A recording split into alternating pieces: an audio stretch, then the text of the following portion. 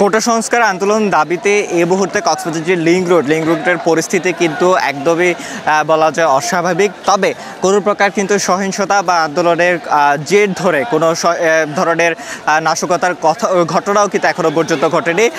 যারা এখানে শিক্ষার্থীরা রয়েছেন কোটা সংস্কার আন্দোলনের দাবিতে যারা এখানে আন্দোলন করছেন তারা শান্তিপূর্ণভাবে আন্দোলন করছেন। পাশাপাশি আইন শৃঙ্খলা রক্ষাকারী বাহিনীর যে উপস্থিতি সেই উপস্থিতি কিন্তু শক্ত অবস্থানে লিংক রোডের অপোজিটে যে রাবু সংযোগ যে সড়কটি রয়েছে সেই জায়গাটিতে কিন্তু একটি পুলিশি ব্যারিকেড দেওয়া হয়েছে। এরই পাশাপাশি উকিয়া যাওয়া যে সড়কটি রয়েছে সেখানে র্যাবের উপস্থিতি দেখা যাচ্ছে। র্যাব ছাড়াও অন্যান্য যে আইন শৃঙ্খলা রক্ষাকারী বাহিনী বিজিবি সহ পুলিশের উপস্থিতিও কিন্তু এখানে রয়েছে এবং ডিবির উপস্থিতিও কিন্তু এখানে রয়েছে। এখানে ছাত্রছাত্রীরা সে দুপুর 3:30টা থেকে যে তাদের যে ডাকা কর্মসূচি কোটা সংস্কার আন্দোলনের সেই কর্মসূচি তারা বাস্তবায়নের লক্ষ্যে 3:30টা থেকে আসলে জামায়াত হতে শুরু করে এবং শিক্ষার্থীরা এই পর্যায়ে কক্সবাজার যে লিংক রোড রয়েছে লিংক রোডের অবস্থান করছে সড়ক অবরোধ করে এবং তাদের যে যৌক্তিক যে দাবি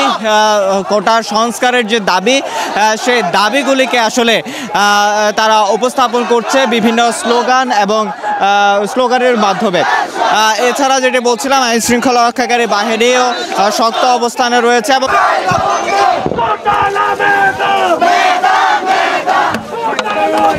বিভিন্ন প্লেকার্ড এবং ফেস্টুন হাতে দিয়ে বিভিন্ন স্লোগানের মাধ্যমে আসলে তাদের যে কোটা সংস্কারের যে দাবি সেই দাবির আসলে উপস্থাপন করছে।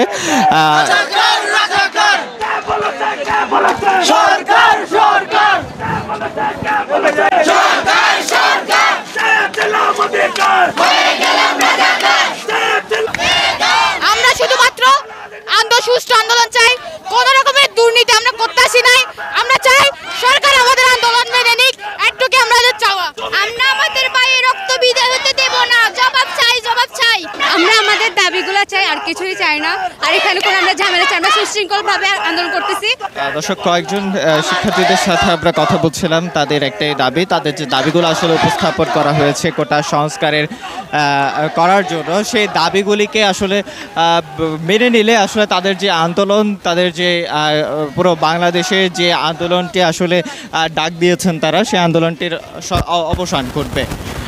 এই মুহূর্তে আমরা বিভিন্ন জাতীয় পতাকা শরীরে জড়িয়ে সারিবদ্ধভাবে একপাশে কোটা সংস্কার আন্দোলনের পক্ষে যারা আসলে আন্দোলন করছেন তাদের সারিবদ্ধভাবে আমরা উপস্থিতি দেখতে পাচ্ছি। অপরদিকে রাস্তার অপর প্রান্তে পুলিশের যে সারিবদ্ধভাবে তাদের যে অবস্থান সে অবস্থান কিন্তু আমরা দেখতে পাচ্ছি। গত 2 দিনে 2টি বিচ্ছিন্ন ঘটনা ছাড়া কক্সবাজারে তেমন কোনো আন্দোলনকারী সাথে আইন শৃঙ্খলা রক্ষাকারী বাহিনী বা ছাত্রলীগের সাথে কিন্তু তেমন একটা সংঘাত ঘটেনি।